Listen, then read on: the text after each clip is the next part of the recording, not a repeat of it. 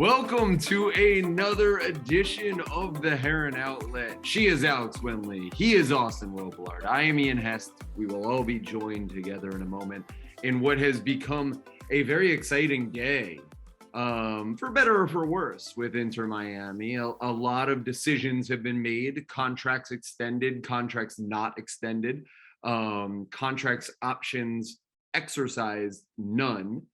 So, guys, let's just start there. Looking into 2022, we know that the sanctions are coming. We know the situation of how this season went. We knew that there was going to be a lot of turnover happening with Inter Miami. George Acosta, the big name probably that surprised a lot of people, it surprised me at least. That was the big name that wasn't retained. Ventura Alvarado, Dylan Castanera, Jay Chapman, Sammy Guediri, Kelvin Leardom, John McCarthy, Josh Penn, Patrick Segrist, Victor Ulloa, the contracts that were declined. The ones that were out of contract, I think were kind of obvious. Federico Higuain, who we knew retired, Brek Shea, who was an obvious free agent, and Indy Vassilev, who was on a loan deal, and you know there is interest from the club to see him return. We'll see how that plays out. But just the team currently has 19 players under contract as of this recording, so not a lot, not even enough to have a full salary cap, right? So we know that there's more changes coming. I said on Twitter earlier that I predict half of that 19 probably won't even return. So looking into that as we start this conversation, let's just go by bit. Austin, I'll let you have the floor, and maybe we can kind of start from there as like a, you know, deal or no deal sort of situation. I think that's a good idea. And if we're going to do that, I prefer to go alphabetical. So let's start at the top with one of the young guys who is under a guaranteed contract. One of the few players who have signed from the academy, Edison Azcona. Got a couple of minutes in the beginning of the season. For me, I mean, it's like a feel-good story, and it's also a player who just scored for the Dominican national team, got a couple of U20 minutes as well. It was actually a 94th minute equalizer he scored the other night, and he was extremely happy on Twitter. He posted this long, heartfelt message. That was amazing to see for a very young athlete in his career. As for Edison Azcona, is it a guy that you guys see can get more minutes than he did last year? Is his developmental process moving at a pace that you guys like? Yes. I think he's grown enough physically and mentally and technically to get some good minutes next season. Even with Fort Lauderdale CF, he was one of the better players. So seeing him play so well for the Dominican Republic under 20 national team, it's not a shock. And Neville did mention he does want the roster to get younger, and I do believe that Azcona is probably going to be one of the main guys going into next season. You know, maybe picking up some rotational minutes, maybe starting a couple of games, having a bigger impact than what he did this season. So I'm really excited for him. I know MLS is a league where you don't need to rely on older DPs to get good, output from them. So a guy like Azcona, if he's able to hit his potential, it could be huge for Inter Miami because he's on a low salary. He's a homegrown player. He's an academy kid, and it'll only be beneficial for the club. Everybody is sleeping on Eddie Azcona. Everybody, like literally the entire country is entirely sleeping on this kid. He was one of the first guys that got into first team training. Remember how many times Phil talked about how the USL guys were getting into first team training? Eddie Azcona was that first guy early in the year, back in March, that was that guy. And so, yes, everybody is sleeping on this kid. I am so high on him. I think that he's the next big thing, and I can't wait to see what he's about to do. I think if we look back at our preferences and predictions on our Twitter, I think I put him in. I think we all put him in more times than we could have imagined. Like if you add up those numbers and how many times we all put him in, like it's probably a shocking number to some, but at the same time, like we were calling for it. And it was more of okay, let's give him time at Fort Lauderdale CF this season, let him play, get minutes while not being, if he's not ready, it won't be a detriment to the first team, whatever. And I think it's worked out. It's panned out. He's now having good reps with his international team. And I think that Azcona is, like you guys said, definitely a player to watch. The next player on the list is actually a goalkeeper. There's only 2 goalkeepers on this 19-player roster that they have at the moment. This one is Drake Callender. Now, before I talk about Callender, I want to talk a little bit about Castanera, who did leave, but during the season, he went on loan to San Diego Loyal, meaning I think him getting minutes in the USL Championship and the club letting him get minutes in the USL Championship was better for his career, because now there are eyes on him as a potential candidate for other, maybe let's say USL Championship teams. So I'm happy to see that for Castanera. As for Callender, it just looks like he's won the backup battle. Is that what you guys think too? Does that ring true for you guys? I think so. I think that Drake has performed, at least in training, from the training that we've seen that he is the guy. I would have liked to see more of Castanera. I liked him, and it's tough to sort of marginalize goalkeeping.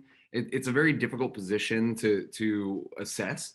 But I like Drake as well. He's a little bit of a more physically bigger goalkeeper than the rest. We've talked a lot about Marsman being a little bit difficult this year with his he's good in his distribution, but he's bad in his handling of crosses, and that's sort of been the crux of it. Drake doesn't really deal with that. Drake is more of a bigger sort of type. I would have liked to have seen more of Castanera. I don't feel like we've seen enough of him to have made the decision that it's not working.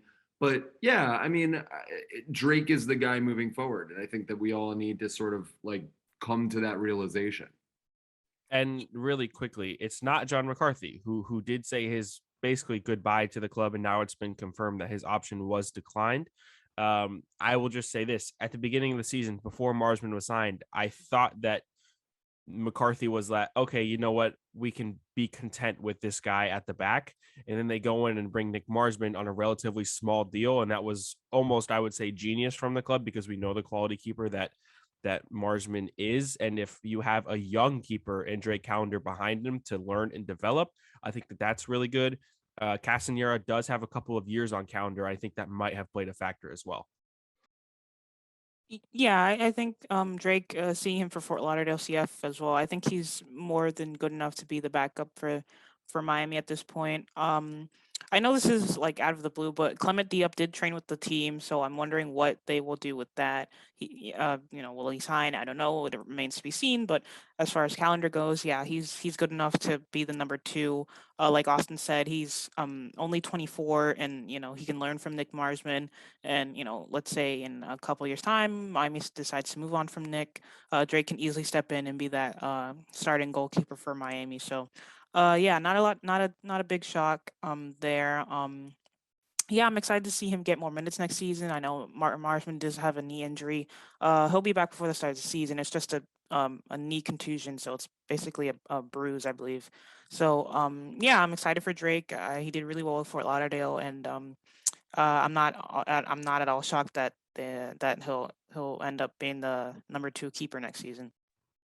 Yeah, as for Diop, I think that the word originally when he first started training was trialing for the club, and that had went on from like right when Montreal released him and Montreal left training at Drive Pink Stadium, and then all the way through the end of the season. Like he was there on the last available training day that media had. I saw him there with McCarthy.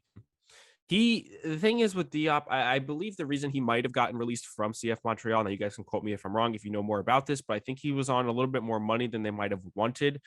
He is a lot older than the other guy that they had on the roster, as well as, if Inter Miami are going to try and bring him in, do you really want to have two of your international roster spots on goalkeepers? Is that something that I think that's something you have to ponder going forward? Do you waste any of your international roster spots? Now, yes, they can be traded and acquired. However, wasting two on a goalkeeper, especially one who's older, who is only going to be a backup, and might demand more money than you can imagine, just doesn't seem like the best idea. Good to have him in training, good to have him trialing, but looking at what they've already done with this roster in Miami, it just doesn't seem like Diop is the direction that they're trying to go. I completely disagree with everything you just said. I don't think it matters at all.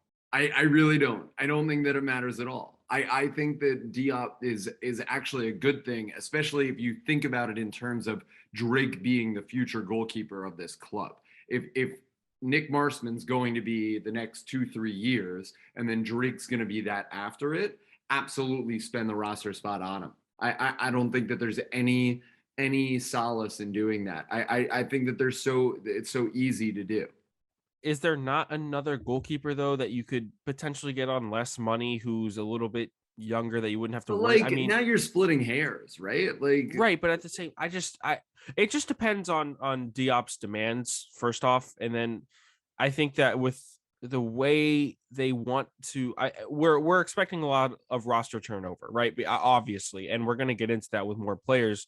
I just think that the signing of Diop could be a detriment to some availability for any other player. and also, like, I don't think that we should be spending this much time on backup goalkeeper talk. Like, you know what I mean? Like, This is what we do at the Heron Outlet, baby. We get all the way down and dirty.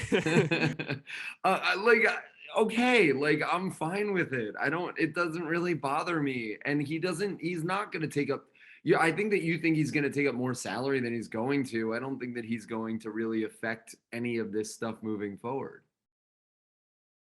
Okay. I mean, fair enough. We'll see what happens, but that's definitely something to keep an eye on, especially for how long he was training with the club. The next player on the list, the last C last name here is Julian Carranza, our favorites, on $750,000 a year, has only scored 3 goals in his 2-year career with Inter Miami so far. He is under contract. And I will for remind you that he has let every single person know about those 3 goals. Oh, 100%. He, yes. So Julian Carranza, this is a guy who's here on a lot of money and not contributing the way you want somebody on a lot of money to contribute.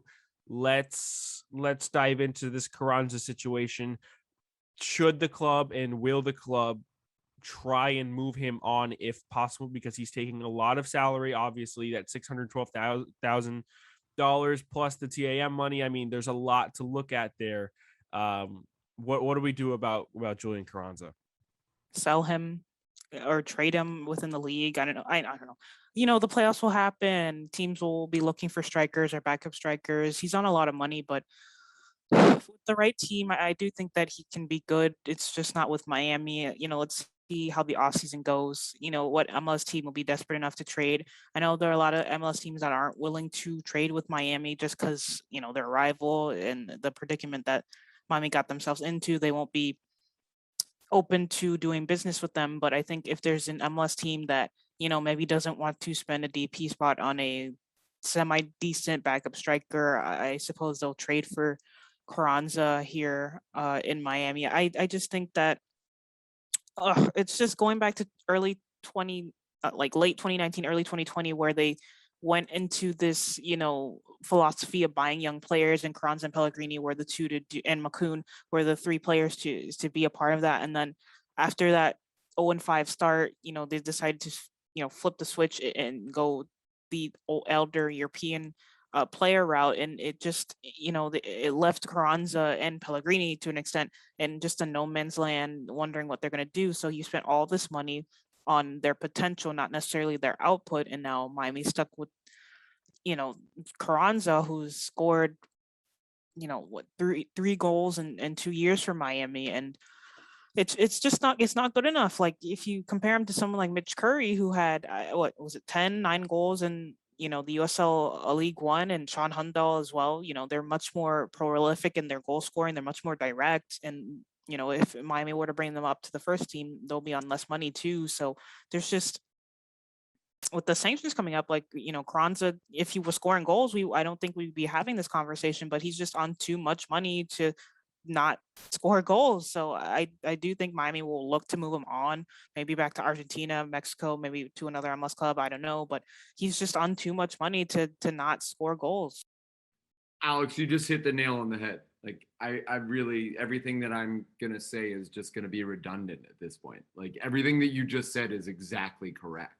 Because like the situation is other people are performing well and he wasn't, and he cost too much money and they cost less money. And when you're playing economics with this, that's just the way that it's gonna go. I think when it comes to Carranza, I don't see a buyer inside of MLS. I don't really understand where that would come. It would be nice because Inter Miami, I think, definitely wants to unload. They have 19 players under contract, right? So like I think of those 19, you're going to see a lot of people move, but they're not going to want players in return. They're going to want TAM money because of the sanctions. And so when you talk about that, are you going to get TAM money for Carranza? I don't know if I necessarily see that.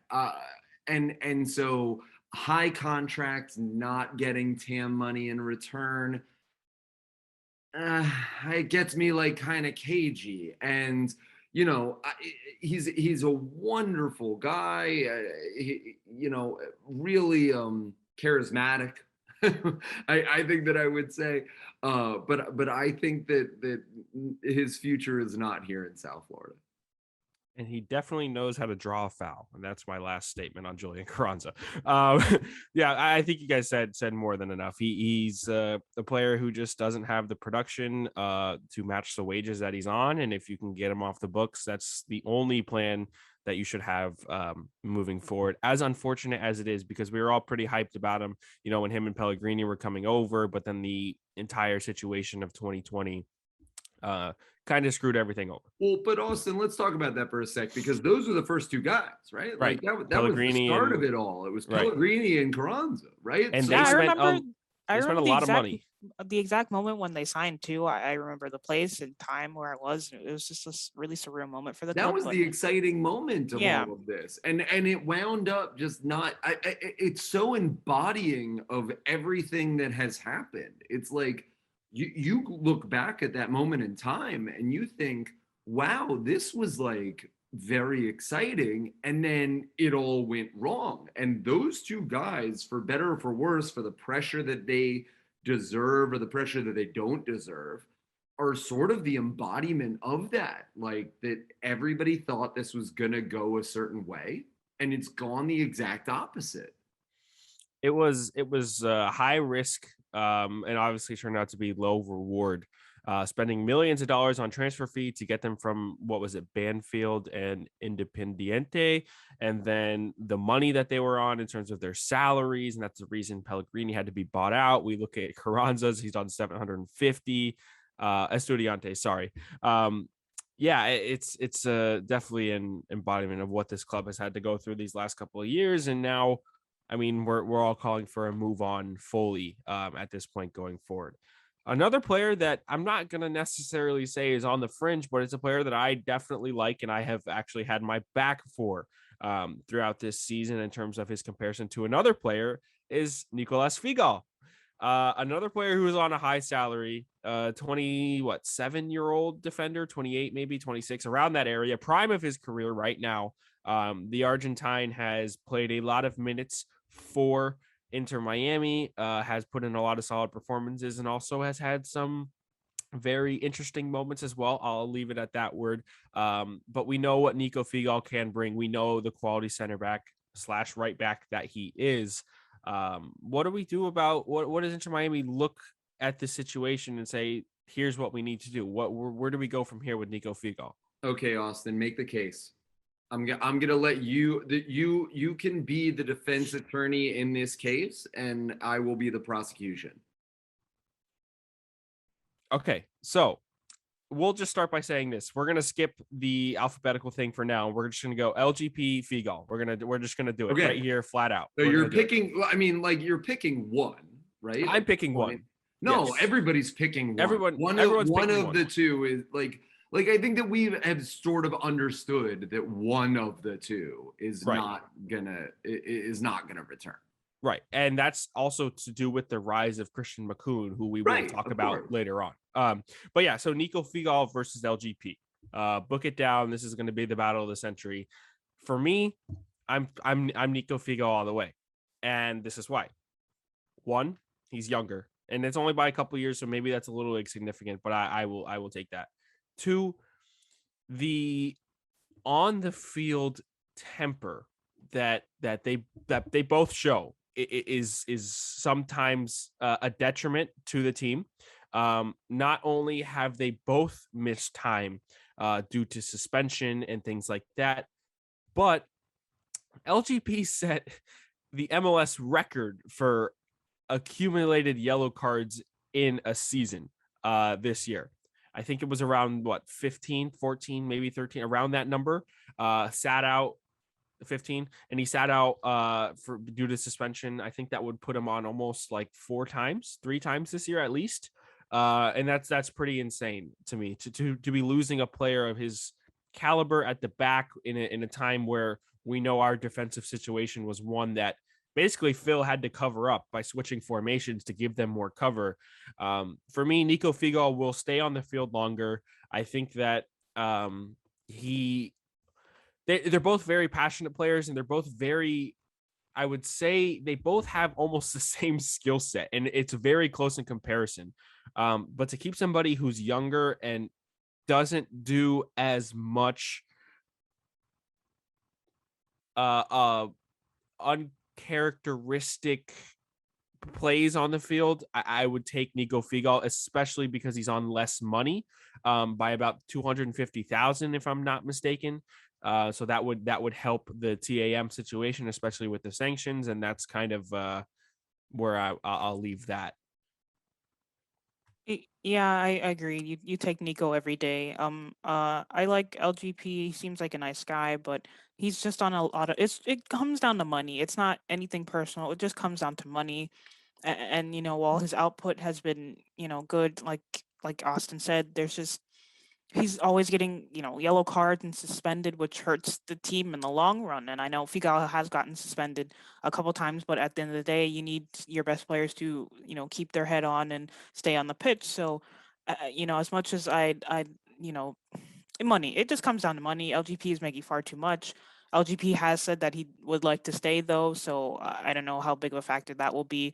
But as far as Figal goes, I would take him, most of the time over LGP. I know Figal is a bit quicker than LGP, and he's got better recovery speed and whatnot. But it just comes down to money at the end of the day. It's not so much of what they bring to the team; it's how much they cost at this point. So yeah, it'll be it's Figal all the way. Okay, I'm gonna play the prosecution here now. Okay, I pulled up my stats and here we go. They're basically the same on pressures, right? But interceptions, LGP 88, Figal 60. Interceptions and tackles, LGP 155, Figal 119. Clearances, LGP 120, LGP 82. So if they're basically the same when they are, in the defensive third, but they're producing that, I'll take LGP and pay that money every single day.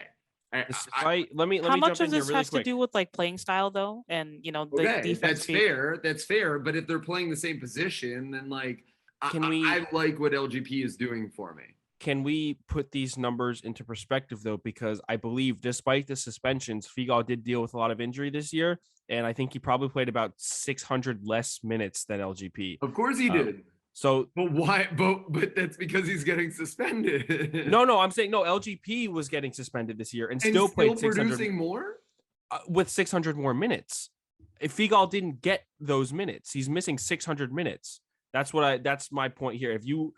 Those numbers are all pretty close in comparison. And then if you wanted to take it, interceptions per minute or pressures per minute, whatever it is, I think that it would probably be even closer than we imagine. LGP has played more time on the field in 2021 than Figo has. I will say that Inter Miami's, I don't know.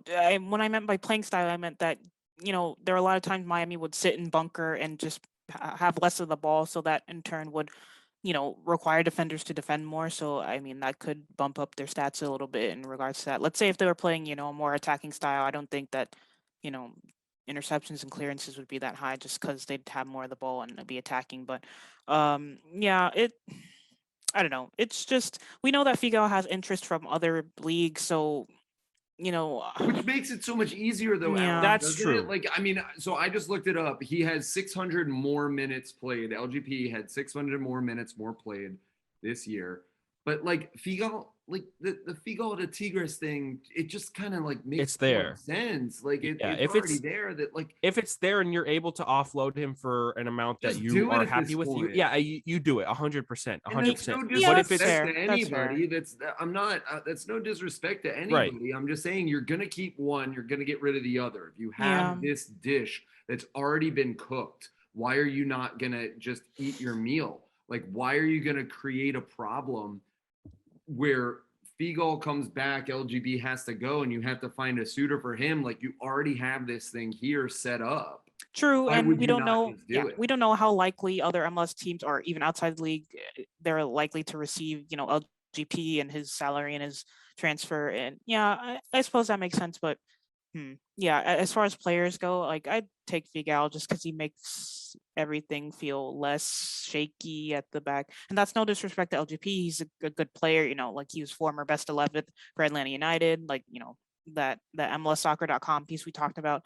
But, money wise, it just depends really, like if if Figal, when Figal goes, you take that. But no, let's see what happens.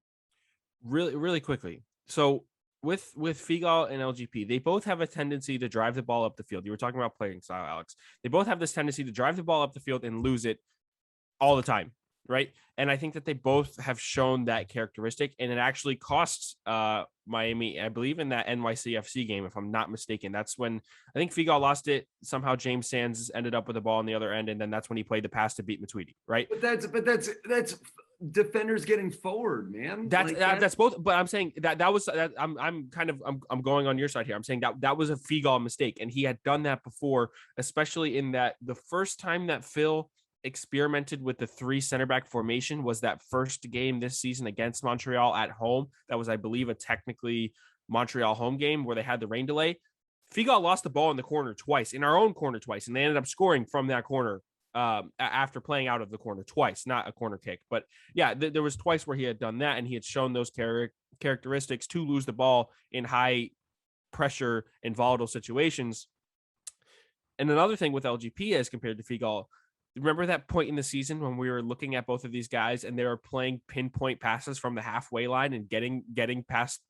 LGP is a better passer. I will say that. I think that LGP can play a better long ball than Figo, but the only time that had really worked ended up being a goal was the FC Cincinnati winner, if I'm not mistaken, Breck Shea, and that came from Nico Figo. So then you have to look at that too. It goes both ways. It's a one-off, man. It's a one-off, right? 100%. And I will say LGP is a better passer. And the thing that I'm saying too is like Alex is talking about direct passing.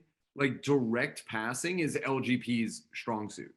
So that's why I'm the prosecution of it. He does like himself a line breaking pass him. LGP. Are you okay with a $250,000 difference on the books? Yes, because it doesn't really like affect me. It doesn't really impact me.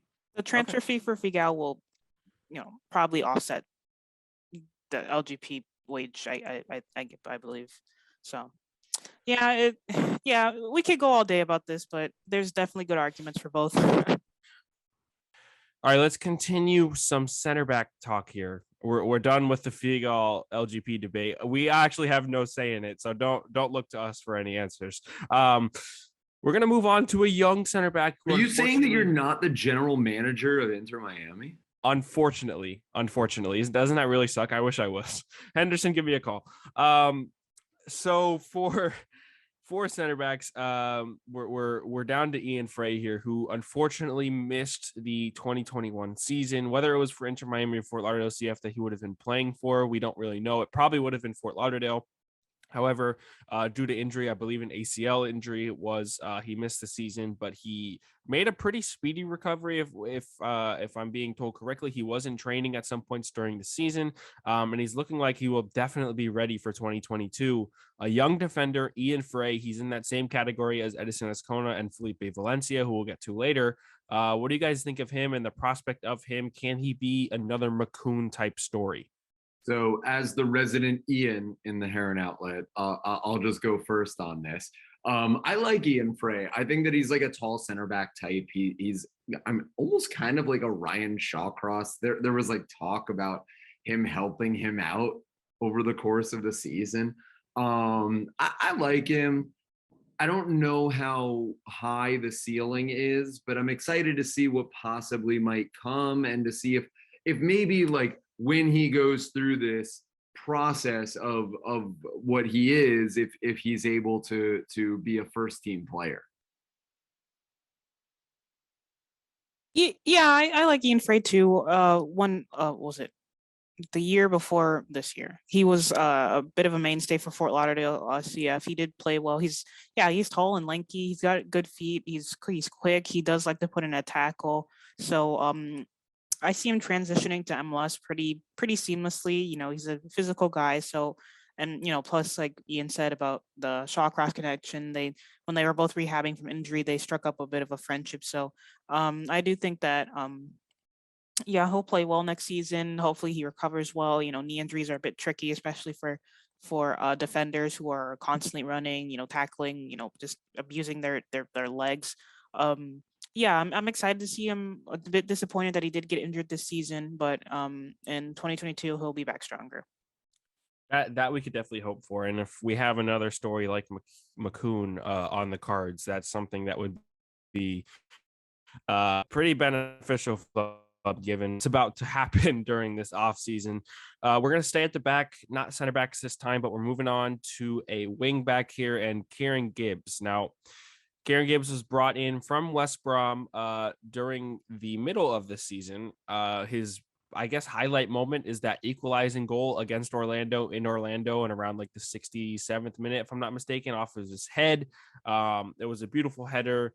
And other than that, he didn't get many minutes because of injuries of his own, as well as only coming in halfway through the season. But when MLS, the Players Association, released the salary numbers, we saw that Kieran Gibbs was only brought in on $120,000 base salary. Now, with that said, compared to the money he was making at West Brom and why West Brom fans were so mad that he was there taking all of their money, to have him here for only $120,000 is a pretty good deal. However, if you're not playing, it'll never, ever be worth it. What do you guys see for the future of Kieran Gibbs at this club? Can he be a piece at left back going forward? Or is it somebody that you say, you know what, you're older, we want to get younger, we need to figure out this roster going forward and not just for the right now? I think with that, I don't know. Kieran, he's an interesting.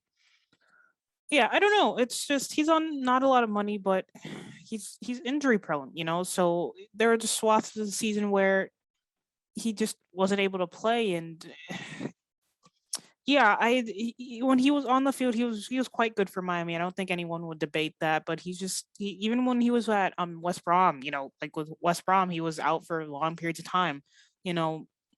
He just struggled to stay fit, and he's a super nice guy. We've met him a couple of times, at the jersey sponsor unveiling. He's super nice guy. He's just super analytical and tactically inclined. But yeah, I think that I don't know. That's just tricky. Maybe he'll be back. Let's just have the conversation because we're all cagey about it. Why do you have Kieran Gibbs? Why? Just someone convince me why. Because at the moment you have no other left back on the roster. You had the injury to Jovan Jones.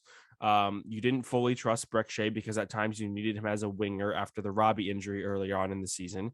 And then Sammy Gadiri got very limited minutes because obviously if you look at the options declined, he was probably declined for a reason. They probably didn't see as much in him. Kieran Gibbs was that. But is Gibbs returning Gibbs, on that investment? I mean, it was a free transfer, right? And he was just out of contract at West Brom during the summer, and then he joined July 1st, right? And then he's only signed for $120,000, which is relatively small compared to a $4.9 million salary budget that you're going to have in 2022. And if they are to make more moves, which is something that we are expecting, I wouldn't have Kieran Gibbs at the top of my list to say, let's get him moved. I think that he could start if obviously this is all relevant on if he can be healthy, if he can stay healthy. And that is a huge question. But for me, if that is not a question, 1,000,000% Kieran Gibbs is a starting left back in 2022. However, 1,000,000%? You think 1,000,000% Kieran Gibbs if Gibbs is healthy, if Kieran Gibbs is healthy, and you're playing a 4-man back line at a 4-2-3-1 that Neville might want to do, I have Kieran Gibbs as my starter. But like I said, keep in mind this has to be. He's a good player. I just don't think that like this is necessarily a done deal, and I don't really know what he's been doing. I don't really know the contribution that I guess like determines that level of recognition. I would say that maybe I'm leeching on to a little bit of his past. However, when he was on the field for Miami this year, I wasn't necessarily criticizing him as much as I had other left backs throughout the year. Mccoon at left back being one of those guys. Breck Shea at times when he would get up the field and defensively he would have some interesting decisions. I just think that Kieran Gibbs is not going to be the best Inter Miami starting 11 player, like at all. He'd probably be one of the bottom ones, and he'd probably be one of the weakest links on the field. However, do you spend your money on the back line, or especially at the left back position, having Kieran Gibbs, somebody who is going to just outright produce, in my opinion? He's going to be there. He's going to be solid. Do you spend even more money to try and fix a problem that's not really a problem? That's my question. I think that's also why they're interested in bringing, Noah Allen to the first team, just because of, and that's probably part of the reason why they didn't exercise Sammy Guederi's contract. Yep. It's because Noah Allen has been just unbelievably good for Fort Lauderdale. He's like, I don't know what player to compare him to. Like, I don't want to say Marcelo because that's typical left back talk, but he's just really good at being a fullback. So I think partly, that's why Sammy Guederi hasn't been renewed, and that's why I think keeping Gibbs would be sort of like with Drake and Nick Marsman. Gibbs can be here for another year and a half. Noah Allen, when he's 17, 18, by the time he's 19, he should probably be a starter for Inter Miami. So that's the only way I can see keeping Gibbs. Gibbs is a starter. Noah Allen is a backup. He gets sporadic game time next season.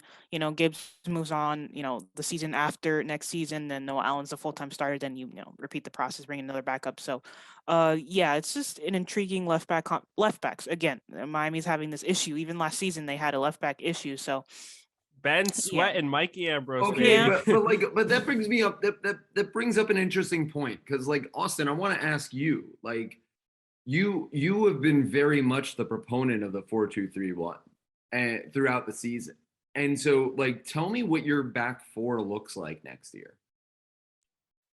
My back four or a realistic back four? Like, do I have to be pragmatic here? I don't know. Like, not like you're not predicting the lineup here, but what would you like it to be? All right, so I don't know if I see any of this. If I'm looking at the 19 players right now, and we are expecting one of LGP or Figo to go, I am looking at 18 players. My back line looks like Kieran Gibbs, Christian Mccoon, one of Figo and LGP, and then a right back that they bring in because there's literally not a right back on the roster at the moment. So they have to bring in somebody. But with that said, that's my back line in a 4-2-3-1, and I think that you're solid if you bring in a right back who. But that's interesting because Figo has played right back. I wouldn't, right? But I would. Okay, listen. This is a very interesting topic with Nico Figo on right back. Alex, we went back and forth last year about it. If this was 2020 Austin, I'm saying, you know what? Keep LGP and Figo and throw Figo in at right back. That's my offseason like brain. That's where it goes. However, I want to be pragmatic in these situations because I have to understand the reality of the situation at the club at the moment with the sanctions. I wasn't calling for Nico Figo to be a right back, knowing they were being fined and allocation money was being taken away. With both of those guys, we've already discussed it's unrealistic for Figo and LGP to both be on the roster. It's just unrealistic at this point. Yeah. So I'm taking the chance on Christian Mccoon and him to further his development. We already know he's a proven starter in this league. He's done it for the latter half and even more so this season. I'm okay with pairing in with one of Figo and LGP, and with no right back on the roster. If Figo was on, let's say 300K compared to whatever, sure, I'll take Figo as a right back option. But right now, seems like there's nobody there. That's a position they're going to have to eye. Ideally that's my back line. I have Gibbs, I have Mccoon, I have one of LGP or Figo, and then I have a right back that they bring in. Then you look at the substitutes. I guess you have Jovan Jones if he can recover from the knee injury. You have another guy that we had talked about, Ian Frey. Gyro Quintaros is coming back from loan, and then you have Ryan Shawcross, who we'll talk about that situation in a bit. But can I just jump in real fast? Yeah, because go. I like the three at the back. So throw Mccoon, LGP, Mabika, and then have Frey and Quintaros as your backups. I don't have to talk about defense anymore. I don't need any of that. And the Frey cool and thing Quintaros is, are unproven though. Quintaros has played in a back three for Bolivia though. Like Okay. He's been the central mid defender in that back three, and he's played pretty okay there. He's been pretty well. Good. I mean, Bolivia's not a good team, but like he's been pretty good. Yeah, but when you look at the Bolivian national team and how defensive they have to play in the CONMEBOL qualifiers, that's not a system that Phil Neville wants to deploy for Inter Miami at all. Like, yeah, he wants that 4-2-3. He wants the 4-2-3-1. But even if he does play, let's say a 5-4-1 or however you want to call it, 3-4, whatever, it's not going to be as defensive as a bottom tier South American country. And when Austin gets a bunch of Bolivians, I can only say that because Ecuador is sitting in third place in the table right now, and I'm extremely happy. But yeah, it's an intriguing conversation. Defense, it's going to be a huge issue going to 2022 because we know how many goals Inter Miami has leaked this season with a 5-1 thrashing from Nashville and New England, not the win, which was surprising, the 5-0 loss to New England in the middle of the summer. So yeah, it's interesting, and whatever happens, Neville has said 100% it will be his team completely, like verbatim. That's what he said. So it'll be intriguing who him and Chris Henderson decide to bring in. So yeah, next up on the list is somebody I don't know how much time we need to spend on other than giving him a ton of praise for what he did this season. That is I like to call him El Capitão, the Brazilian word or the Portuguese word for captain, Gregory, who stepped in as captain during that really tough stretch of 6 losses. And I mean, really, he's the MVP of 2021. If we look at it, Gregory was a solid mainstay in the lineup. He was always a consistent performer. Didn't get forward as much as he did when he was playing with Bahia, but however, he was one of the best pressurers in the league. If you look at the numbers, as a defensive midfielder, such a solid piece, somebody that they're going to build around, especially if we do see this 4-2-3-1 formation next year. Guys, give me your praise for Gregory and what we expect from him in 2022. I love how we talked about, he's in the 97th percentile of pressures. So when you talk about like that statistic, that's just insane. He's one of the best in the league. He's 94th in the percentile for tackles. He's 83rd in clearances. So like as a defensive midfielder, he was very good. The part that gets me is the creation. It didn't really happen. Only 0.4 XG over the entirety of the season. I would like to see him get forward a little more. I understand sort of like his role as a holding midfielder, that he had to do it too much. But like, I would like to see that possession and advancement and how you can balance that so that he could progress things forward. I don't know, Alex, if you agree with that, but like defensively, it was okay. Attackingly, I was a little bit left wanting. It wasn't poor, it just wasn't as much as I would have hoped for.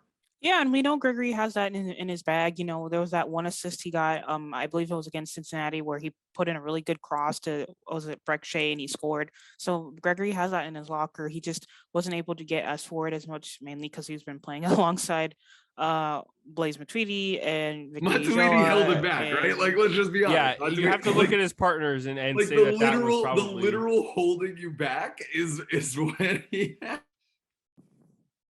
we'll talk on Blaise Matuidi later, but yeah, it's just he's not really had a solid midfield partner. I know Jean Mota, it's not been confirmed yet, but he's not been with Santos. He's not been starting with them for the last couple weeks, so it's not confirmed, but it's going to happen. You know, maybe Jean Mata gets here and he plays better with the fellow Brazilian. Jean Mata is more of a box to box guy anyway. You know, they could be after other central midfielders as well. So, you know, Gregory just wasn't able to play his game solely because of his midfield partnership. He's had to play that holding midfield role because, well, his central midfield partner is not, they're not capable of, doing that, you hold, I'll hold, you go, you hold, I'll go sort of double pivot that you need in order to play a 4-2-3-1, 4-2-3-1. So yeah, as the offseason continues, you'll see, maybe Miami sniffing around the league for another central midfielder. We've talked about this a couple of times. Maybe like a guy like Alex Ring maybe would be, really good for Come on, Miami. you're that's not fair. You can't name my guy. You He's, can't name he's my guy. I'll I say want like Alex Ring. Joe Corona or a young Grey Goose or that sort. That would be good for Miami. But like I said, it's sanctions and salary wages. It all depends. But yeah, Gregory. Yeah, he just needs a good central midfield partner at this point. That's pretty much it. He's been brilliant for Miami so far. Yeah, and I only expect him to be just as good next year, especially if there is a partner like, let's say, Mota or Alex Ring. Going forward, there's a lot to take away from what his partner and how much what his partners have been. With Jay Chapman gone and Victor Ulloa gone and having their contracts decline. You know that they're in the market for midfielders at this point. With Gregory and Matuidi being the only two on the roster right now. Moving on, our next name is the one and only Gonzalo Higuain. 12 goals, 9 assists, 21 goal contributions this year. The number 9 on this roster, and it doesn't seem like he's going anywhere. Federico, his brother, announced his retirement. Nothing from Gonzalo at this point. You're not really going to be able to offload him either. It just seems like he's going to be the striker in 2022. What does Gonzalo Higuain mean for this team? I mean, did he produce? I mean, he produced numbers, right? But did he produce performances, and did he produce numbers in the wins column? That's where I'm skeptical. I think that the most important part of this conversation with Gonzalo, because let's just be honest, Gonzalo Higuain is going to be the striker in 2022. I think that we should like quickly just put that to bed and understand that. I think the more important part is understanding who's going to be the number 10 behind him and who they bring in to be that number 10 behind him. And once you start to understand that, once you start to realize that it's more important who's going to be the distribution for Gonzalo to succeed in 2022, the more important, like, all of whatever Gonzalo is going to do is going to matter. And so I don't really necessarily take what he did in 2021. I think it was fine, was good, maybe not great, but like whatever he's going to do in 2022 is predicated upon the fact of who that number 10 is that they're going to. I think that we can like safely understand they're going to have in 2022. Like there's going to be a number 10 that's going to circle this sort of relationship that's going to happen. I think that social media has sort of told us that. I think that there's a lot of things that have happened here and there to understand that there's going to be a 10 pivot that's going to understand how this is going to work. Yeah. Yeah. I will say Gonzalo, he got his numbers. He had 12 goals, six assists, nine assists. So 12 goals, 9 assists. He got his numbers, and I wrote in my recent end of season season review that without Gonzalo's goals and assists, Miami would have been what even lower in the Eastern Conference than they are, sitting on 26 points instead of 41, which is when Ian talks about, having a number 10 that can distribute, and, people saying, oh, we'll talk about Rodolfo Pizarro later, but talking about, oh, we should get Rodolfo a full year without Gonzalo, Ben Gonzalo.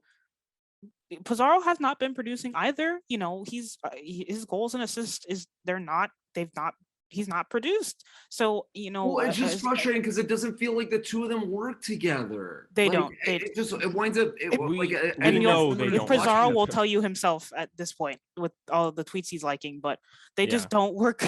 They don't work together, and it's obvious. And it's just weird because Pizarro does have quality, but even last season it came in bits, in like sporadic moments. And with this season with Gonzalo, it just we saw Gonzalo play better with Federico is more of a number 10 distributor. Pizarro, he wants to play as a second striker at this point. So it's just tricky. And with Gonzalo, he needs someone to distribute for him, and that's why he dropped so deep multiple times, and that's why Robbie was placed in a predicament where he's not comfortable playing back to goal, because Gonzalo at periods of time he was the only number 10 on the field. So you see how it's a domino effect. If this guy doesn't do his job, then this guy has to get shifted here. And I don't think the average fan understands that soccer is a game played with 11 men, and you can't just have one individual doing this thing and the other doing this, and it just doesn't work like that. They need to be those, like a wheel. There's different components. So with Gonzalo, like Ian said, he will be the striker next season. This is, we're the team's not going to buy him out, and he's not going to be. And so it all indicates on them finding a number 10. I don't know if it'll be, there's reports about Rafael Vega. I don't know if it'll be him or someone else, but it has to be a number 10 that's able to distribute and get along with Gonzalo, because that's going to be your main strike force next season. So it's not so much that Gonzalo didn't play well. He played well, but he just needs someone to play alongside him in order to get more out of him, because we know he can score goals if he's motivated and on, but it just comes down to getting that number 10 that's able to distribute to him. Yeah, so they're kind of taking an approach where it's reverse to what it was when they started off their MLS campaign. They signed the number 10 and then signed the number 9, and now they have the number 9. We're expecting, I think we've done enough Pizarro talk, we're expecting him to leave, especially after all of his liked tweets about his quote unquote hatred for playing alongside Gonzalo Higuain. I mean, he's gone out and said it without saying. Yeah, no, he's really just gone on. It's been aggressive. It's been like I would be surprised if Neville hasn't called him into the Inter Miami offices to say, hey, chill out a bit. I mean, he hasn't. Like, it's literally still going on probably till this second. It's uncomfortable. Like, you can hear all of the uncomfortability in our voices. Like, it's very uncomfortable because he has created this situation where he clearly does not like this person and is posting it on social media. And yet, like, what do you do about that? Like, how do you appropriately talk about it? Right. Of course. No, you sell him. Like, that's it. You sell him. And that's what I think that the approach that the club is going to take. But like, back to my point, the number 10 was brought in. Number 10 was brought in with Pizarro, and then the number 9. And then now we're going into a season where the number 9 is here. They need to bring in a number 10. Will that formula work better? Well, we can only hope so. At the end of the day, we can only hope so. Especially with Higuain aging at this point, and potentially, I mean, people were calling for his retirement at the end of this season. I believe he's under contract for at least one more year. No idea what's going to happen after that. But like you guys said, it looks like Higuain's going to be the striker in 2022, and that's just the reality of the situation. And that's how the club has to progress going into 2022, finding him a number 10 who is not named Rodolfo Pizarro. With that said, we're moving on now to a player that we barely got to see this year, Jovan Jones, left back. We did a little bit of Kieran Gibbs talk with Jovan Jones. He was brought in early on in the season. Him and his other fullback partner on the opposite side, Kelvin Leardon from Seattle. What do we think about Jovan Jones now? I mean, he hasn't gotten a lot of opportunity to play. I believe there were times when he was playing with Seattle, especially in that final a couple of years ago, where he was, up the field like entirely as a winger. Like it almost reminds me of what Serginho Dest is doing now with Barca. What do we think about Jovan Jones, and is there a place for him in 2022 behind whatever left back is the starter? Good question. Like I said, it's all down to salary, really, and how well he recovers from that knee injury. They've never officially told the media that he was out for the season, but if you look on his social media, he's been in a knee brace for months, and it's probably an ACL, MCL injury. It's nothing confirmed, but it's definitely a knee injury. So, going back to the Kieran Gibbs talk, I think he's been injured so many times this season that the backup left back has gotten which is Breckshay, Gadiri. They've gotten so much time on the pitch that I think that Jovan Jones there is maybe a place for him because Kieran is not. He probably won't get through a full season without an injury, and when Noah Allen gets brought up, he's still maybe a bit too young to start fully. So maybe Jones can be that stopgap between that. So and he's on not that much money. He's on more money than Gibbs, but yeah, I just think it depends on how well he heals and whether or not the team's going to bring him back, because he is on 272. I'm terrible with numbers, but 278,100 that's his wage. So I just think it all depends, but I'd like to have him back as that stopgap between Gibbs, Noah Allen, and then Jovan Jones can be that that rotational guy. His really quick. His base salary is $180,000. So I don't know if that means that's the number that's counted or the guaranteed compensation. I believe it's the base, but yeah, it's the base. So it's 180,000. I don't see it happening. I'll just be honest. I just don't see it happening. Jovan Jones has had an incredible career, and none of that should be taken away from him. But this is a serious injury late in his career, and that is never a good recipe for success. So I feel for the guy. Like, I understand it. I hope that he's able to do it, but that's not a situation that normally winds up well. And it's not, unfortunately, it's not a situation that Inter Miami want to look at and say, all right, we need to rely on Jovan Jones as a backup. That's kind of tough to do given the standing in which he's in right now that Ian just mentioned with the injury later on in his career. But it's a tough world sometimes in sports and athletics, and unfortunately that's just how it is. However, he is under contract, so we'll have to see how the club deals with that. Now, a player that I'm sure we're going to have fun talking about is Christian Mccoon.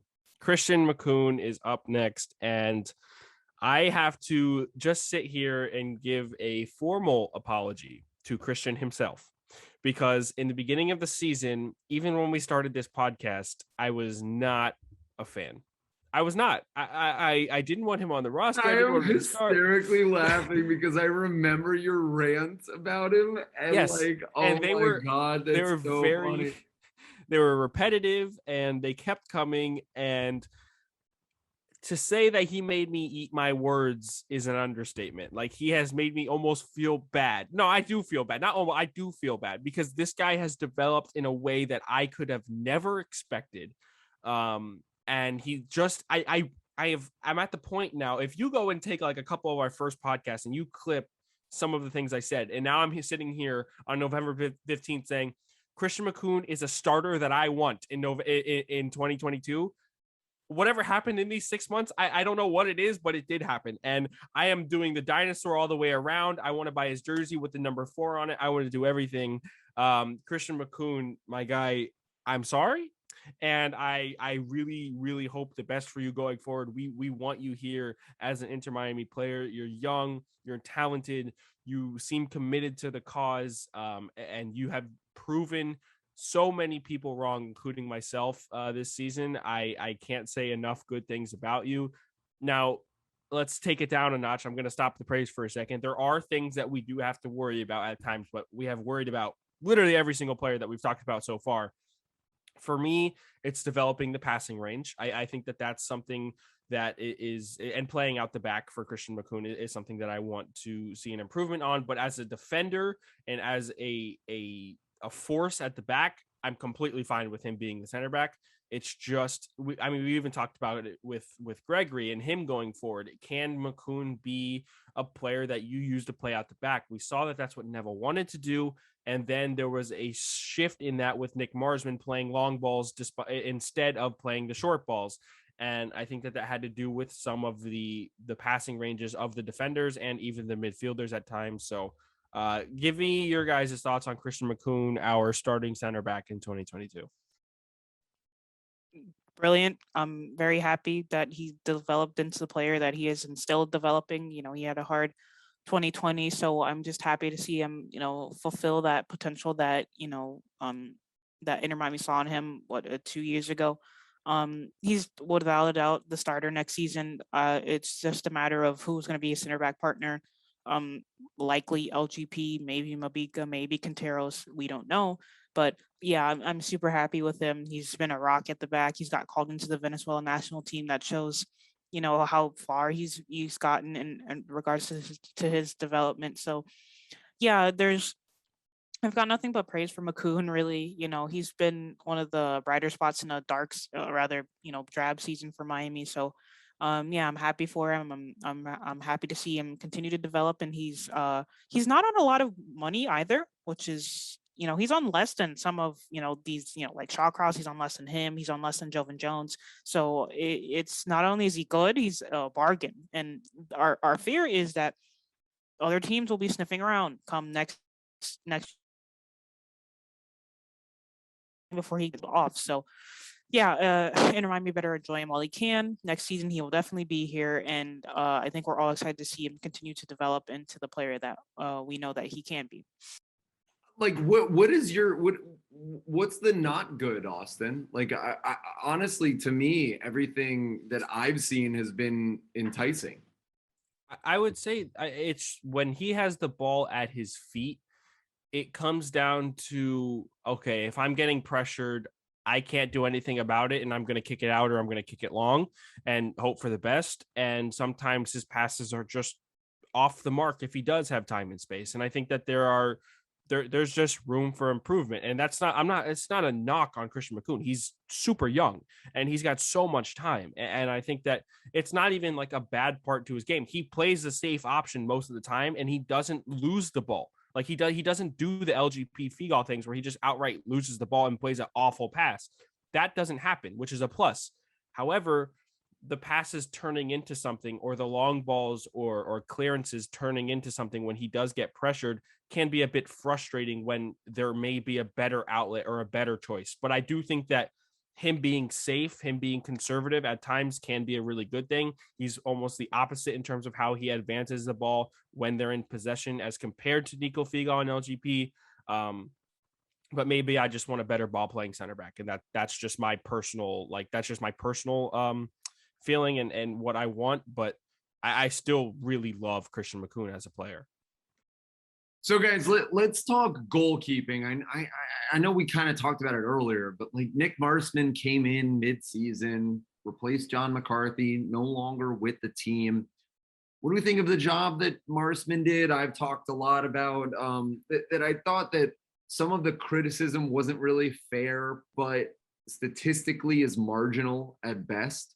How do we feel about like his distribution based off that, in terms of crossing based off that, and where we want to go with how we think about it, knowing that Drake Callender is the only other option right now, if it's not Diop. We talked about it earlier, but knowing that that's sort of where the club is heading.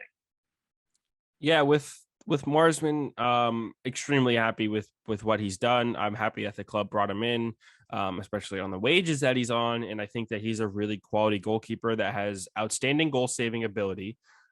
Has proven to be a good distributor, although our standards as Inter Miami analysts are pretty low. But there are also times where, you know, we have to talk about the crossing aspect, and when he is not, I guess that's where he's the least comfortable. And when we have a comparison in John McCarthy, who we saw for Inter Miami as well, he just seems to be more of a commanding keeper on crosses and things like that. And with Marsman, that's not fully there. They're just different kinds of goalkeepers, which is different. Marsman, however, can play as an 11th player. He can start an attack with his own feet, and that's something that I'm sure Neville is going to want to build on. That's the type of soccer that he wants to play, I should say. I think that Marsman is the goalkeeper for the next 2 to 3 years. I don't think that that's a question to be had unless his contract, whatever his contract was signed, let him play it out fully. And if it's still at a time where you still think he can contribute, you extend him and let him go. I mean, that's a guy that you have solid. And if you want to build under him, Calendar is the guy to do so. I'm happy with Marsman, more than content. Just like I was content with John McCarthy last year, but I'm more than content with Nick Marsman right now. Yeah, not much to say about Nick. He's been really good. Yeah, he's been good crossing wise. Yeah, he's a bit suspect. We know McCarthy was better in the air in regards to that. But McCarthy's downfall was not being able to distribute out of the back, which was an element of Neville's playing style that he wanted, and now he's got that with Nick Marsman. And yeah, he's been brilliant. He's a nice guy to talk to. He gives very candid quotes, which is a typical Dutch thing. They're just blunt but not rude. Yeah, hopefully he recovers well. He does have that knee contusion. You see him in the knee brace. He was at the Dolphins game the other day with a couple other of Miami players. Hopefully he recovers well, and I think once he gets that long off season, he came straight from Feyenoord to Inter Miami without a real rest period, so his body's just broke down on him. With this off season, I believe preseason starts or training camp starts on January 17th. He'll have this month off, next month, and a couple weeks in January just to rest, recoup, go see his wife and kids, and just chill out until the next season starts. And I do guarantee you that he'll be better than he was this year. Yeah, so let's get on to Marsman. Easy to talk about, probably the goalkeeper. Let's get on to the next player that has a last name beginning with M. There's a couple of those. I think that's like the most prevalent one, but it's Blaise Matuidi. We talked about a lack of a partner with Gregory, and Matuidi falls under that category as lack of partner. He just is not a guy that produced well. He seemed to hold the team back, and he was a liability on the field.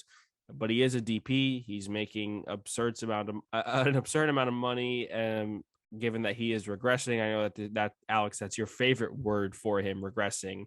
Thoughts on Blaise Matuidi? He's under contract, probably going to be here. Given something ridiculous happens, what are we saying about Blaise? Alex, I'm not saying anything. You have the floor. Well, for one, I do believe Blaise Matuidi is staying. They're not selling him. There's no buyers for him. Like he's making too much money to be bought out. So Inter Miami fans are gonna have to deal with them for another year. He'll leave next season because that's when his contract ends. Yeah, Matuidi, I've talked about him so many times. It was just signing him was just a low soccer IQ move. No one in their right mind who has a soccer sensibility would have signed him. Even was it mid 2020? He's like at that period in time for Juventus. Blaise Matuidi was playing as a left back and sporadically starting for, I don't know who was the coach, Pirlo or Allegri at the time. He wasn't even a starter for Juventus. So I don't know. Like, I've got my theories on who pushed to sign Matuidi, but it was just a low soccer IQ move. He's not the type he needs to play. Blaise Matuidi thrived at Juventus and Paris and PSG when he was playing in a midfield three, where he had two other guys behind him that can cover for just mistakes or lack of pace or what have you. But in with Inter Miami, Neville wants to play a 4-2-3-1, a double pivot. That's not where Matuidi that's not where he's best at. Like even in his prime, with the France national team, Didier Deschamps hasn't had him playing as a left midfield Metzala type, just supporting Griezmann and Giroud up top, just with his late runs, and behind him he had Pogba and I don't know who was the DM starting for that side, but he's just a type of guy who needs support, and even more so when he's gotten older. So I don't just I don't know. I don't mean to break your train of thought, but I think it was Payet. Dimitri Payet. There. Yeah. So he needs support, and with Inter Miami buying him, it just doesn't make sense. Like it was just a low soccer IQ move, and you can make the case for Higuain, which is fair. He scores goals and he does have a lot of stuff to bring off the ball and marketing wise, but Matuidi, it just didn't make sense. Even when at the time, yes, because Miami had Will Trapp and Ulloa, but and he wasn't upgraded for a period of time, but with his age and just the way he plays his soccer, it just didn't make sense. So, going to next season, we already talked about Jean Mata. Matuidi will probably be a rotational guy, which is fine. A DP that occasionally comes in to play because he'll be 35, and it was just a bad move, just all around. His stats, I've got no more words. Just another year of Matuidi. He'll come off the bench, which is fine for his age and his role. And I won't doubt that Inter Miami will be after another central midfielder this offseason too, just to cover up for that. I think his best performances came off of the bench this season. Now, granted, they weren't great, but I believe he came off the bench in the Orlando game at home. And then there might have been another one that I'm missing here, but it's a really rough situation that there's not much anybody can do about it. He's there, and you have to live with the 2020 mistakes that front office made. Because the only thing that I want to say is the report of when that incident happened can't happen again. Like, as long as that doesn't happen again, I don't even know if it's true or not, but when he reportedly left at when he was subbed off, like no more of that. Like, if this is the last year of your deal, you're here for the club, and that needs to be a little more of a consonance of like respect for this club. That's the only thing. Everything else aside, I'm like totally everything Alex said. I totally get, but like that incident isn't how you treat a club. If it's reportedly true, I didn't report it, you didn't report it, she didn't report it. If it's reportedly true, I don't know. I'm not saying that it is. I'm saying if it is, then that can't happen again. Agreed, 100%. I think every fan would agree with you if that was the case, that happened on that night. Let's move on from Matuidi. I don't want to hang our heads any more than we have to. Let's move on to the 2020 MVP in Lewis Morgan. Got a contract extension and a pay raise this off season, and was not the player in 2021 that he was in 2020. Granted, he was given a right wing back role for a good chunk of the year.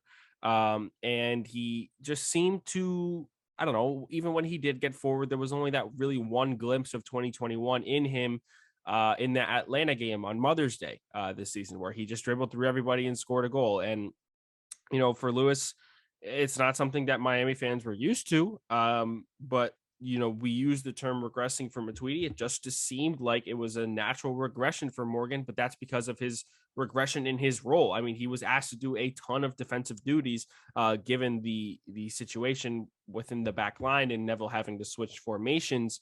Lewis Morgan has a ton of potential, a ton of quality, and we know what he can do.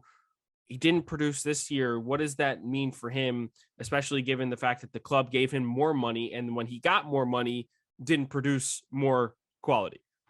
So here's my question. Where does Lewis fit in this team moving forward? Because he's a fan favorite. He's the heart and soul of this team. He's played more minutes. He's played I think every game. Started every game for this team. So heart and soul, oh my God, thank you for everything you've done. But I'm just I'm wondering where he fits with what they're going to try and do moving forward. And so like it sort of starts this conversation of what does this team look like in 2022, because I just don't really know what he's played so many roles. And if they're saying now that they're going to play, like they're going to establish Phil's style, I guess I don't know if I see where he's supposed to be. And So can I ask you something? We know that if there's a 4 at the back formation deployed, Lewis Morgan's not playing as he's not the right back, right? We know that. However, going forward, at the end of the season, when he wasn't the right back in a 4 at the back formation, he played out on the left wing, which was opposite to where he played in 2020. Now, you look at the left wing situation, potentially as Kona, potentially Robbie Robinson and Lewis Morgan. Is that something you're comfortable with? But then you look at the right side as well, and you don't really have anyone other than Morgan and Philippe Valencia. And all right, and see what this team does. Like you said, Ian, with the players that are brought in, with the idea that Phil wants to put out on this team, is Lewis Morgan a piece that fits? And that's a question to be answered through these offseason signings, in my opinion. Which I want to like pose the question to Alex more tactically, because I'm trying to like move the chess pieces, and I just don't see where Lewis would fit with what they're doing. And I know that sounds crazy, but like it just like I just don't know where this manifests itself. He can't feed Higuain from the wings, and that has not worked. It hasn't worked. I think a lot of it's going to have to come through the middle, and I don't know if Lewis Morgan. And if we're saying Higuain is the centerpiece for next year, I just don't understand where Lewis's role would reside. Go ahead, Alex. Yeah, I think Lewis is, he's good at crossing, and Higuain's playing style. They don't mesh well.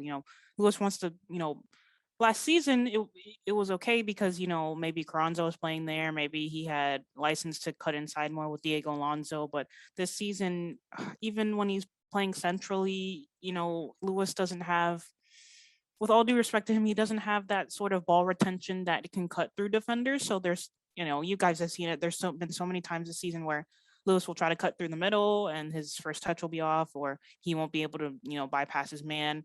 The only place he's able to really do that is on the wing. And that's the main reason why Neville was able to put him as a wing back, because he's got really good work rate and he's got amazing crossing ability. And, he's shown that. But I don't know. As far as regressing goes, I think, like Austin said, it's due to him just being put around the pitch everywhere and whatnot. And out of, he's played the most minutes out of anyone this season, and he only has 2 goals, 1 assist. Even when he's played as a winger, he's his impact on the game is I don't want to say it's not a lot, but it's not as much as it was last season. And so, it's tricky because Lewis is a fan favorite and whatnot. And, with the sanctions coming up, Well, Alex, let me interrupt you there. Because like this is my thought process is with the sanctions coming up.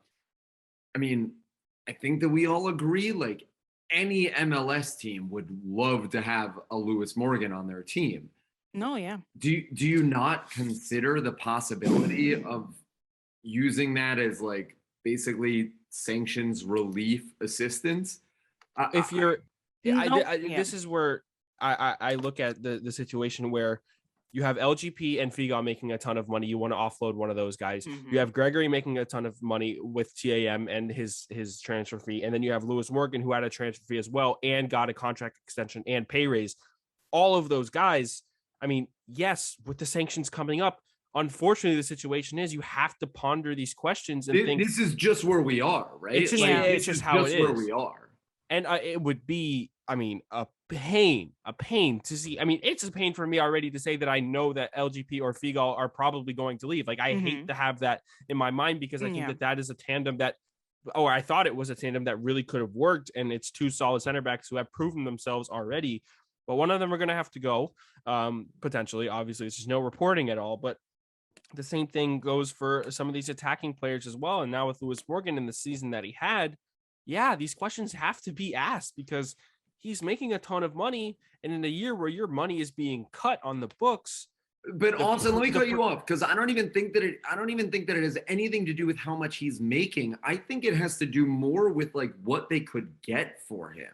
Yeah, especially within the league. If there's like, an MLS, if you have these sanctions that are taking Tam away from you, and you possibly could get something for him within the with Tam, like all of a sudden now this becomes a much more interesting conversation than the one that we're currently having. And you would only hope that might reign true for, obviously we had the Figo to Tigres things, but I wouldn't rule out a possibility that a MLS team would do the same thing for one of those guys. Right, as well. because if you sell Figo to Tigres, you don't get any Tam relief in return.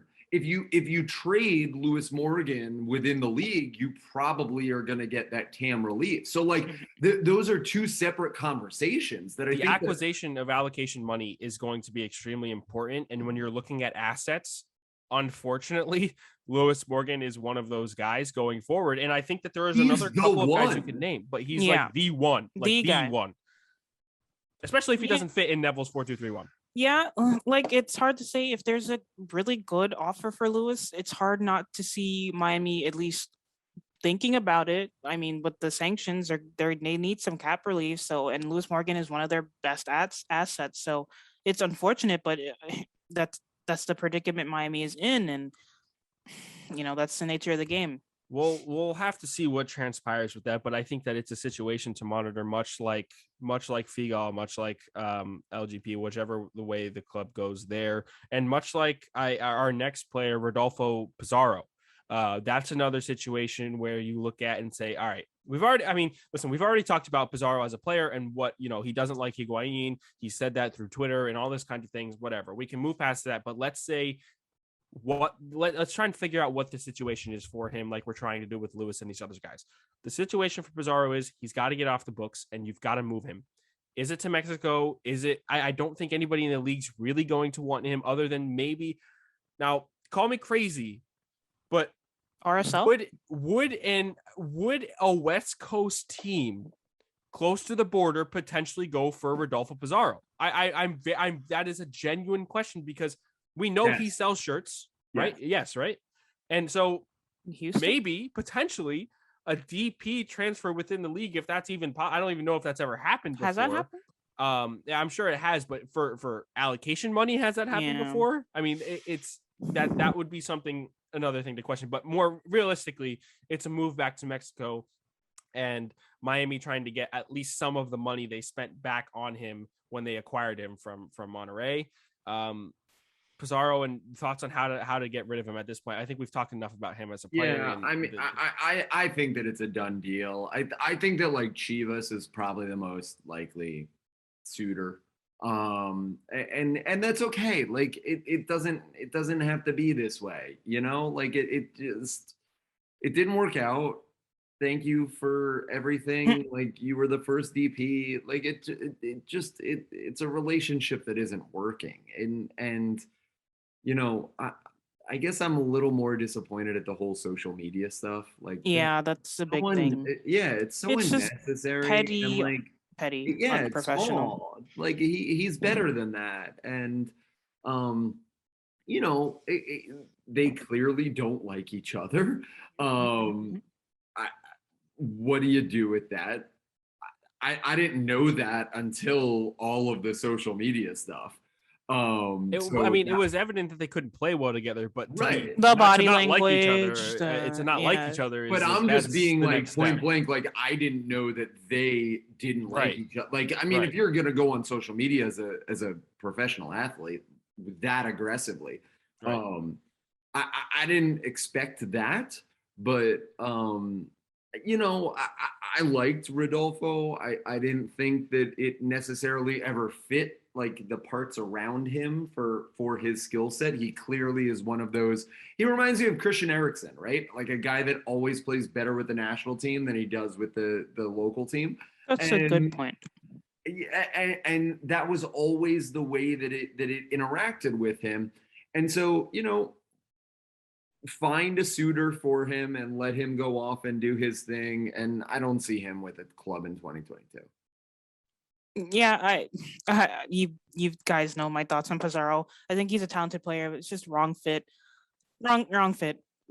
That and the social media thing, it's just petty, and it just creates more of a cloud over the club than you don't want any more attention on Inter Miami than no more bad attention on Inter Miami than the club already has. So yeah, I think Pizarro's gone. For all the fans that are saying, oh, Ben Higuain, keep Pizarro for another year. No, with him liking tweets, I think he's effectively shut that door down. There's no way that they're going to be on the field together, Higuain and Pizarro next season. So, yeah, it's just a matter of not if, it's when he leaves the club at this point. Yeah, I think that's enough said on Rodolfo. I don't know how much more talking we're going to be doing about him until we see that comunicado oficial or whatever, the Real Madrid thing. Like whenever we get that tweet that he's gone, it's probably the next time we'll talk about him. It just doesn't seem like it's going to happen for him and Inter Miami. Now, moving on, Gyro Quintaros. We touched on the center back situation earlier. We did mention his time with the Bolivian national team club called Bolivar, if I'm not mistaken. If I'm pronouncing that wrong, my apologies. I think Quintaros is a depth piece that they're probably going to try and retain on the 2021 roster. Is another loan move in the cards, or is a departure of Quintaros in any way in the cards, or is it a depth piece that you guys are looking at in 2022? I actually think it's a depth piece. Like, Yeah. I think that now is the time. Like, now is when he comes into the squad. He's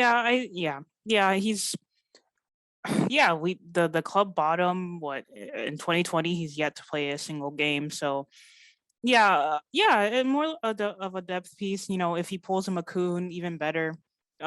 Which is develop into a good player that we know he can be. Yeah, a depth piece, nothing more. We'll see him in preseason, see how he does, and if he does better than that, then of course, Neville will make the decision to start him or not.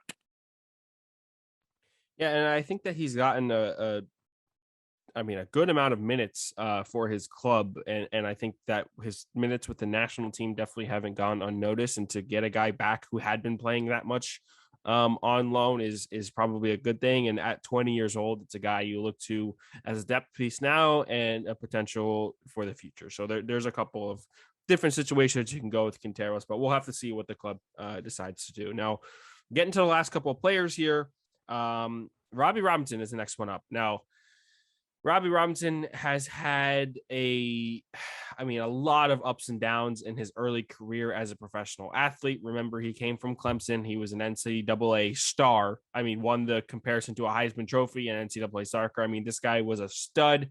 Comes in 2021 or 2020, COVID, and then leaving the MLS back tournament and really never getting onto his feet with Diego Alonso in 2021.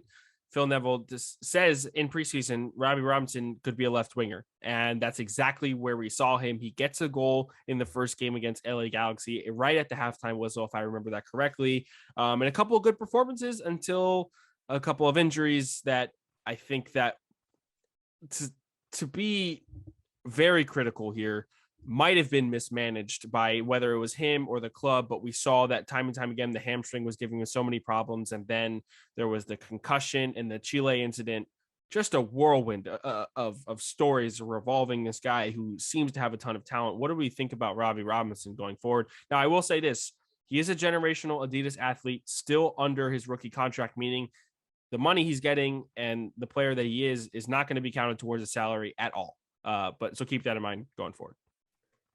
Okay, so Robbie is one of my guys. I love him. I think he's like an absolutely amazing talent. I've talked about it a lot on this pod a lot.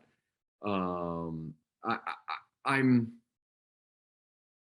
frustrated is probably the word that I would use. There is so much of like, no, this is like a terrible comparison, but like Ryan Leaf-esque of this career going so far. Like not the off-field stuff. Like, I don't want to talk about that, but just like he had everything everything that you would want in a striker.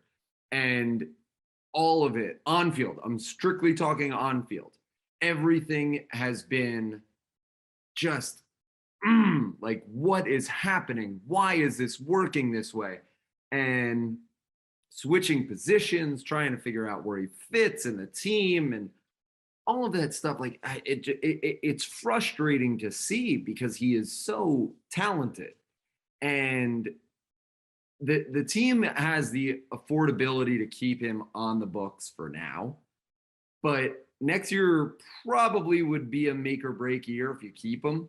And that's sort of like the decision year.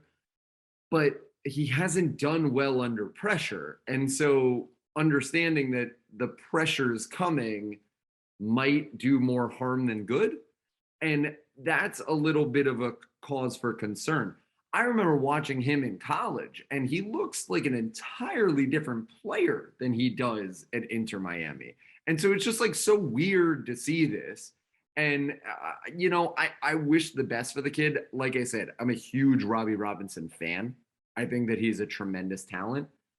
I hope it works out. Yeah, I think, we're in agreement. He's got all the intangibles to be a good soccer player, but the injuries, mismanagement, the Chilean national team incident had a, big effect, even though he may say otherwise, getting that sort of abuse on social media, on Instagram, it was an entire mess. It does affect you, psychologically, and I do feel bad for him because he's got the qualities to be a good soccer player. We saw it, that Toronto goal where, I don't know, was it Higuain that played a through ball and he basically, Robinson, eviscerated the I think defender. it was Columbus. Columbus? I think it was Columbus. Okay, but yeah, I think I have to rewatch that. But there was a goal, I don't know what team, but where he eviscerated the defender, switched from his right foot to his left foot, and finished with his off boot. That's the type of. I thought you were talking about the miss. My apologies. I thought No, you were no, talking no, about the no. miss. Yeah, the goal against yeah, anyway, but yeah, like Robbie's got all the skills to be a good football player, and it just, we want to see him succeed, but time and time again he's just not able to put it together. Sometimes maybe he needs a full off season of rest and recovery, but yeah, it's just mentality for him at this point. Like you guys said, he's a great college player, but he's just not been able to make it work so far. So, yeah, it just, let's see where he goes at this point. He's got the quality, but he's just not been able to put it together so far. Yeah, I mean, we all wish the best for the kid. We know the talent he has, and we want him to be successful. I mean, there's a reason he was the number one draft pick, and there was a reason why he was such a highly touted prospect, one of the best prospects coming out of college that we've seen in a pretty long time. And I think that there was no like I understand the DK things, but there was a clear cut number one in this draft, and that's not always a thing in the MLS Super Draft. And Robbie Robinson had done that. He had absolutely done that. He was the most talented kid coming out. But we wish the best for him, and we want him to succeed. But that situation there is one to monitor and one to look at, and just cross your fingers and hope he can contribute. Now, and I think that you can get some TAM out of him to bring that back to the TAM discussion. If you do move on, that's a TAM look at. To put him in a better situation would be good for him. However, you're also looking at the other side of it and say, yeah, you could probably acquire something for him. Charlotte FC. Robbie's from South Carolina. Like that's a Charlotte great FC. like if you're moving on, that makes total sense. I hope that they don't, because I really like the kid, and I hope that like he stays. But like, yeah, Alex, that's a great shout. Like that's a great point. It's a really, really good point with Charlotte. They're coming into the league as the 28th team in MLS, if I'm not mistaken. Yeah. Last two players here. We've done enough center back talk. Ryan Shawcross dealt with a terrible, unfortunate back injury, missed more than just the latter half of the season. Making a lot of money. Can we really think? I mean, Ryan Shawcross is not a vital piece for the 2022 Inter Miami CF team, right? Yeah, he'll probably end up moving on. His back injury was, I believe one point Neville said he had to relearn how to walk. So that's a big deal, especially at his age and injury record. does he retire? We'll see. But in next season, I don't think he's not a player that they'll be relying on, at all. I hope that he finds the familial love that, like, it was very clear with his injury that was scarier than we knew. And I hope that he and his family are okay. I'm not thinking about this from a soccer standpoint anymore.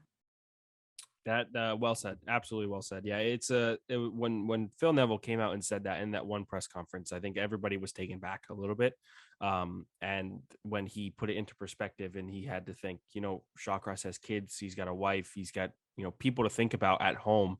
And for it to be tough to take care of your kids at home because you are still it's just a situation you never want to happen to any person. So we wish the best for Shawcross, and for what his situation means going on to 2022, we're not sure, but we'll just have to wait and see. You just kind of hope that his personal situation and his life is where the improvement is. So we'll go from there. The last player on the list, Felipe Valencia, somebody who, unless you follow the Inter Miami Academy for the most part, and you're at every single one of those games, and a couple of Fort Lauderdale CF games as well, have not got to see a lot of. I don't know if he was even ever on an Inter Miami CF squad sheet this season, but he was there at 15 years old to be signed to a first team deal from the academy. He is the homegrown guy. Felipe Valencia in 2022, does he have a spot on the 30-man roster or whatever the number is? He does, Austin. The only reason that he does is because he's not going to count against the cap. So he's going to be there and he doesn't have a budget charge. So I like him. He's very raw. He's a kid. He needs to learn. He needs to get better. And he's quick. He's very Sonic the Hedgehog-esque, in his style. But he the only reason that he'll be there is he costs nothing. So it doesn't really matter for it. Do they, Alex? Let me point this to you. You guys are the Fort Lauderdale CF people.